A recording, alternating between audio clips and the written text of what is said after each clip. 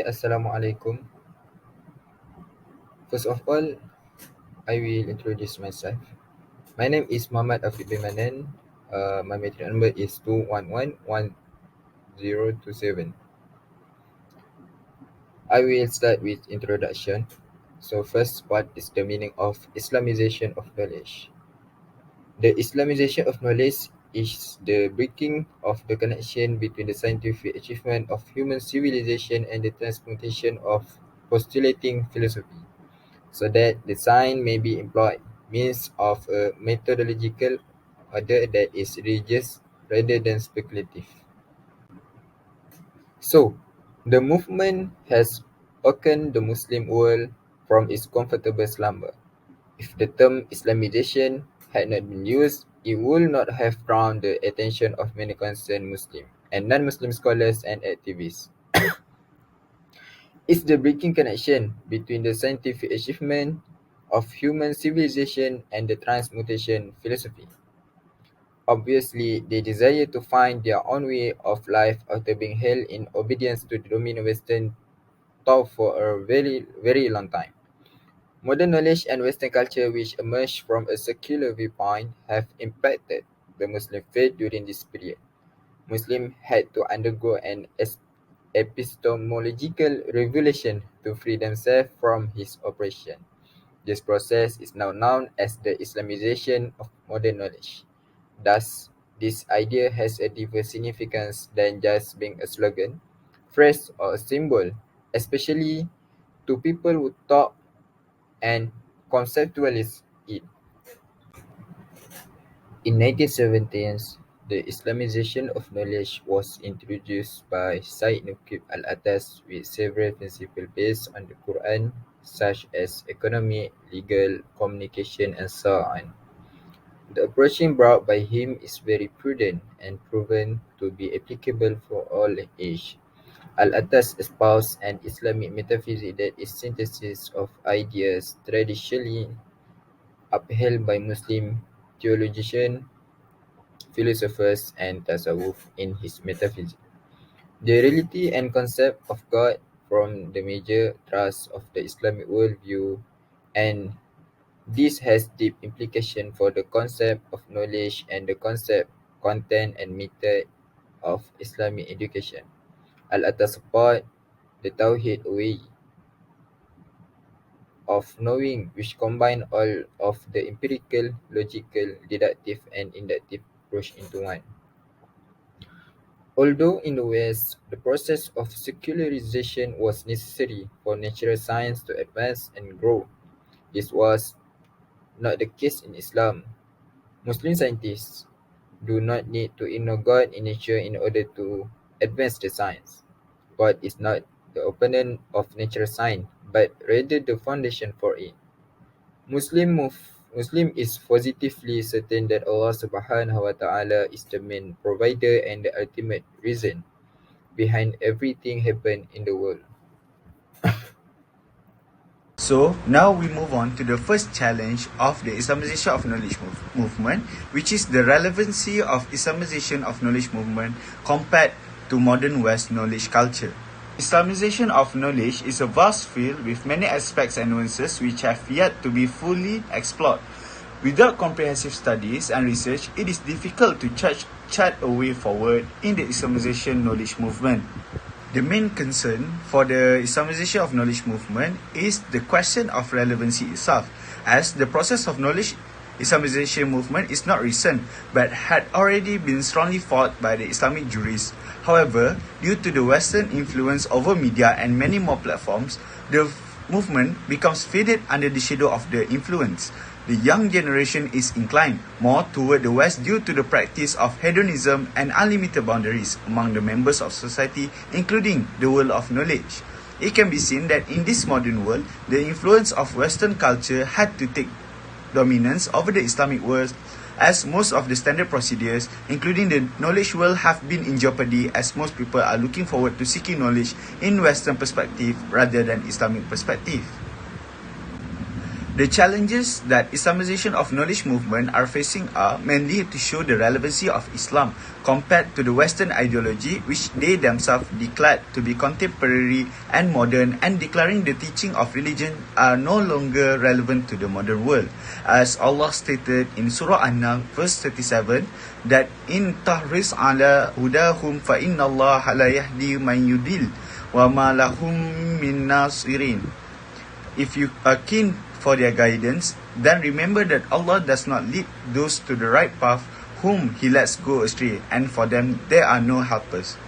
As for the impact, the relevancy of certain areas of knowledge should be taken seriously, which includes matters of God-keeping the authenticity of the knowledge itself, especially in areas where it requires deep understanding and has a significant impact on human lives.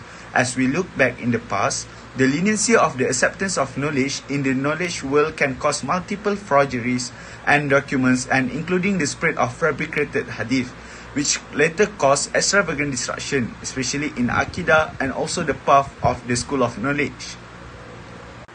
The authenticity of knowledge is needed in order to maintain the legitimacy of knowledge and its applicability of it in certain area of knowledge. In the absence of a standard procedure in determining the legitimacy of a certain area of knowledge as practiced in the Western knowledge world, it will just repeat the history when in the Islamic world, the Dark Age started during the era of the assassination of Caliph Uthman, which then led to political difference between Caliph Ali and Muawiyah, where in this era, the fabrication of the wordings of Prophet Muhammad SAW of the Prophet, which is one of the most important sources that build the foundation of Islamic teachings other than Al-Quran, based on the hadith of the Prophet, which Prophet stated that I leave behind me two things, the Quran and the Sunnah, and if you follow this, you will never go astray. Despite the existence of the hadith, people still fabricate the hadith for their own benefits due to the absence of the standard procedure which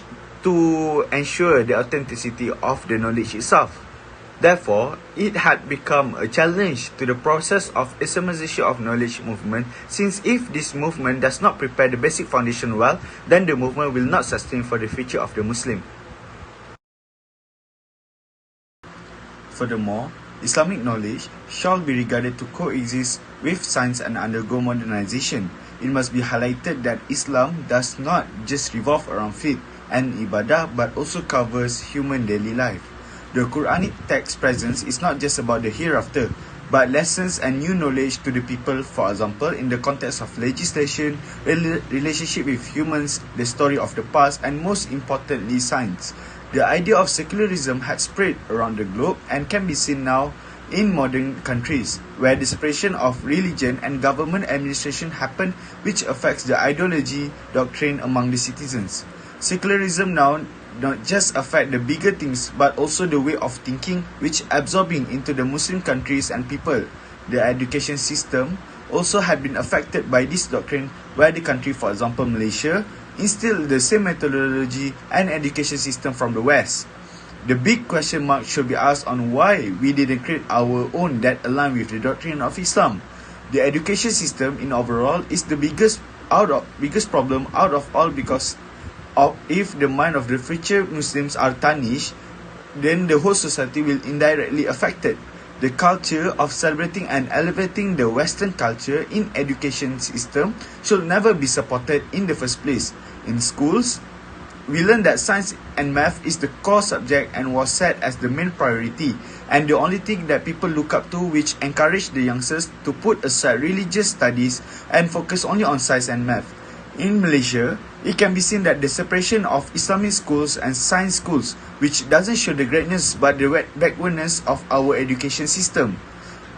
So the question that was raised by this is why the religious teaching was separated at the first place, and shouldn't every Muslim be a master of both Fardu Ain and also Fardu Kifayah? Therefore, there are a lot of things to be amended and improved in order to succeed in the process of Islamization of knowledge. So my part will discuss the second challenges in terms of Islamization of knowledge, which is the concern of widespread understanding based on confirmation bias. So in this first point, I will talk about how contemporary Muslim community in receiving Western knowledge and ideas. So there is a two possible most common outcomes when Muslim community try to receive Western knowledge. First is accept everything and refuse to learn from Islamic point of view. This can be resulted in reduction of faith. Second is reject everything and refuse to learn from Western point of view. This can be resulted in extreme bias. So how is the most best possible way to learn the Western knowledge and ideas is to accept everything, but also learn from the Islamic point of view. That from that we can be a knowledgeable Muslim, and it's reduce us from the extreme bias, but not reduce our faith. So how can we become this knowledgeable Muslim? First is learn from many Muslim and Western experts. Second is avoid learning from short video and text on social media. Third is read more journals from Islamic and Western view. Fourth is have a discussion with peers. And five is fight doubt with faith. The second subpoint is the misunderstanding view of Muslim community on Western knowledge and ideas. So most Muslim think the Western knowledge is contradicted and cannot be harmonized with Islamic knowledge. Second is learning Western knowledge can reduce our Islamic faith. And third, Westerners try to propagating ideas that can lead Muslim to do sins. This is the most common view from contemporary Muslim society, which is won't accept the Western knowledge and ideas. For example, like the history of Muslim society, the Western knowledge tend to discuss Muslim society based on what they have searched. So they not try to glorify it. They do not try to reduce or make it bad or make it good. What they see is what they write. What they search is what they write. So this is what the Muslim society don't like. For example, like the slavery in the Ottoman era. Most Muslims don't know about this, but the Westerners know about this because they search. Or there's a slavery in the Ottoman era, or like the Arab slave trade. The Muslim didn't want to learn this because it will make their history become bad. They must learn the history which is glorified the name of Muslim. Second is miracle and science. Westerners do not believe in miracle because there must be a science behind that miracle. So, Islam or Muslim do not want to have these ideas spread out in their society because it will reduce our Islamic faith. It's like, oh, you don't believe in this, so you don't believe in prophet miracle, something like that. And then third is the most common is origin of humans. For example, like the Darwin theory, where we come from apes and not from Prophet Adam. But it's a misunderstanding view because that's what not the Darwin said, and there is a still theory, and there are no research from the apes. They still have another better theory and better research rather than when we came from the apes. And the fourth is now is a trending propagating ideas among the Westerners is that love is love. Is what the Muslim very scared of, because it will propagating the idea to do a sinful behavior, just like what the people of the Lut, people of the Prophet Lut do, and that's what the Muslim, why many Muslim is don't want to learn the Western ideas because of this, because there's still a misunderstanding view of Muslim community. Okay, so my last sub point is role of religious leaders in preaching their followers. A good religious leaders must at least do these three things: is teach a new knowledge about modern era and relate it with Islamic faith. Second is to strengthen the sense of being a Muslim through Islamic preaching, and the third is to unite the Ummah regardless of their different paradigm.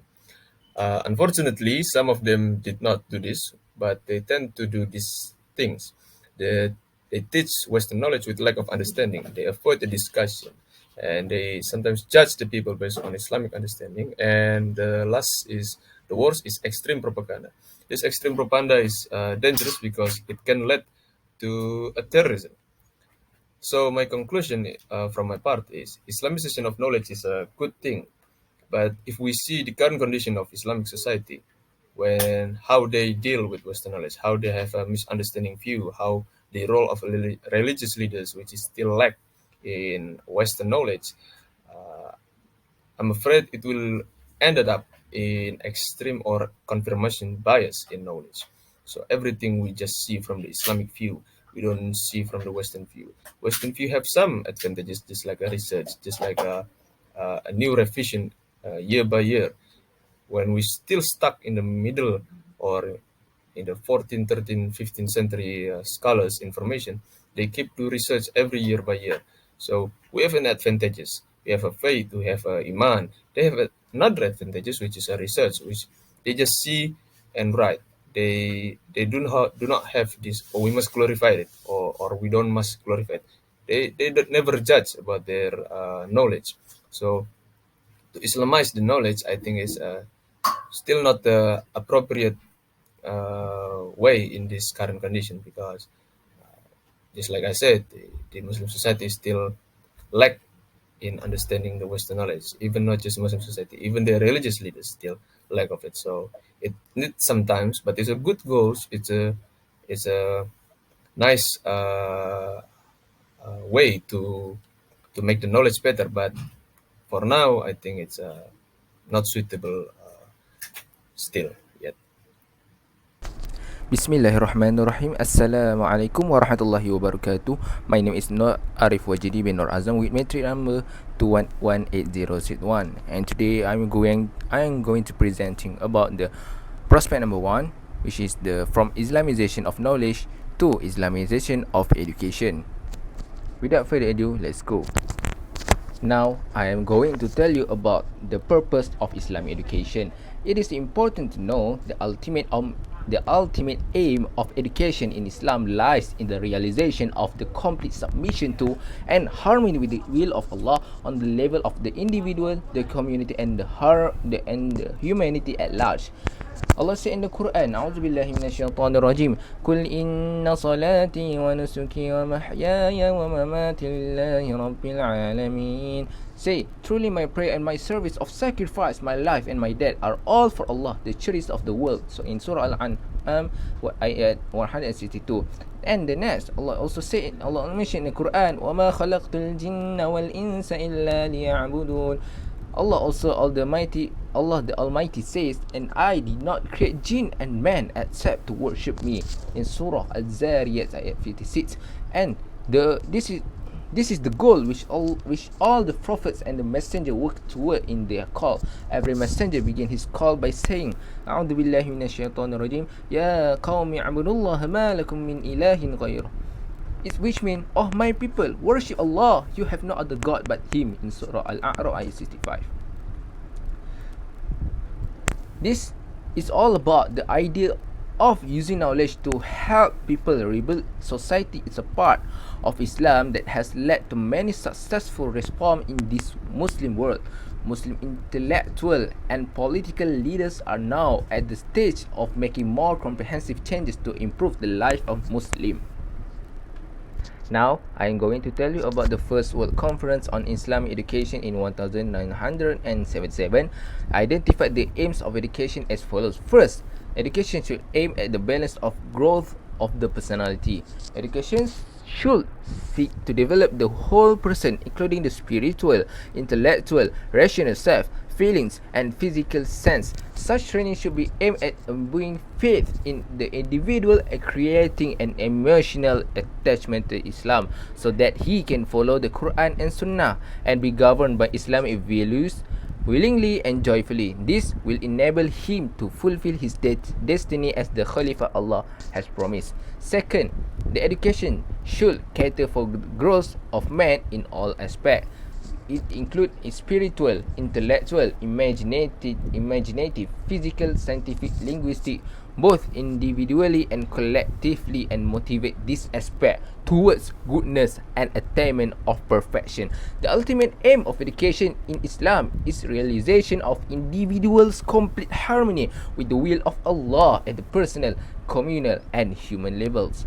Number 3, the education can facilitate social mobility. The Muslim world education system must provide equal opportunity for all Muslims to attain the highest qualification possible. All barriers must be removed to allow all Muslims to have access to the best education possible. Number 4, the education should promote in man the creative impulse to rule himself and the universe as a true servant of Allah. The education should help people to develop the creative impulse to rule themselves and the universe as true servants of Allah rather than opposing and coming into conflict with the nature. By understanding its law and harnessing its force, people can grow into personalities that are in harmony with it. Number five, and the last, the education should instill piety and courage, self-purification and self-discipline. There are many reasons why I believe Islamization of education is the step forward. First, it is important to have a good education in order to be a good citizen. Second, education should be based on Islamic principle, which would help students learn about Islam and its teaching. Number three, which is the third, it is important to teach Islamic values in school so students can learn how to be a good Muslim. Fourth, education should help students understand the universe and its mystery. The fifth, number five, it is important to develop self-discipline so students can learn to be independent. Finally, last but not least, all of these goals can be reached by using example and precept for the Quran and Hadith. I believe that moving forward in this way is the best way to achieve them all. Next, I will tell you about the education is defined as a process in which we discover and develop this ability. This is according to Langgulung 2002. Education can be seen from three aspects. First is individuals. It is often seen to have a lot of untapped potential, which is unfortunately not known to them or to others in the generals. Education can help uncover this potential and help them be developed in a way that benefits both the individual and the society. Second, the society. Society believes that education is a powerful tool that can help to perpetuate the culture and tradition of society. Number three, the interaction between individual and society. Education is an important process that helps individual connect with the society and help them develop their potential. This interaction between individuals and society can lead to improvements in the society as a whole. And the last part from my presentation for today is a wise education is what everybody deserves. The Prophet Nabi Muhammad sallallahu alaihi wasallam, peace and blessing be upon him, is reported to have said, whenever Allah wish good for a person, He make him understand the religion. Man yuridillahu bihi khairan yufaqihu fid din. Next, the Abu Sulaiman believes that the Islamization of education is the liberation of Muslim children from a culture of fear and superstition and the recapturing and re-establishing of the Muslim spirit of Tawheed, which means the oneness of Allah. It is the spirit of righteous pursuit of noble goals, right knowledge, and good development. Then that's only for me. Thank you for listening. Next, it will be continued by my group mates. Thank you. Assalamualaikum. My name is Farida Iliana. My metric number is 2022144, and I'm gonna say the point two of the prospect, which is the process of Islamization by Al-Atas. Several initiatives have been undertaken over the past 10 years to translate the idea of the Islamization of knowledge into tangible forms, such as the creation of organizations that provide associated academic programs and the publication of monographs and textbooks. Unquestionable, Naqib al-Atas and the late Ismail al-Faruqi were at the forefront of this endeavor. The concept of Islamization of knowledge. A review of the writing of these eminent scholars demonstrates that they use more precise terminology associated with the concept, instead of just using the term Islamization of knowledge. Al-Atas frequently stresses and utilizes the phrase Islamization of current knowledge or the Islamization of present-day information. Al-Atas disagree with the commonly used Arabic phrase Aslama or Islamiyatul Ma'rifah because he argues Ma'rifah is a priori knowledge already there or innate and independent of experience, and it does not need to be Islamized. He prefers to use the Arabic phrase Aslamat Ulum, ul- al-Mu'asirah or Islamiyatul Ulum al-Mu'asirah. But one may wish to argue that in the Muslim tradition, al-Ma'arifah refers to secular knowledge, whereas al-ilm refers to religious knowledge. In this sense, the former translation is correct because the knowledge that needs to be Islamized is Western, secular knowledge and not the religious knowledge. However, such distinction is doubtful because in the Islamic tradition, both ilm and ma'rifah are sometimes used interchangeably, and the distinction between secular and religious knowledge does not exist. Considering the sensitivity of the Muslim community, some scholars prefer to use other terms in place of Islamization, such as desecularization or diswesternization, and etc. Although there is some resemblance between these terms, they do not exactly have the same meaning as the term Islamization. However, they all share the same essence, which is to bring all contemporary knowledge to be consistent with the Tawhidic paradigm. Al-Attas also argues that knowledge is not neutral and can indeed be infused with a nature and content which masquerades as knowledge. Al-Attas enunciates that all knowledge of reality and of truth and the projection of a true vision of the ultimate nature of things is originally derived from the methodician. Since the metaphysics of Islam and the worldview it projects differs from any other metaphysics, naturally the concept of knowledge, methodology, and other affiliated matters derived from it will be fundamentally different.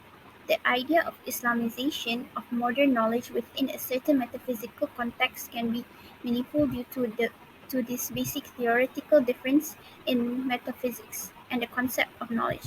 According to Al-Attas, Islam derives its sources from revelation confirmed by religion and affirmed by intellectual and intuitive principle.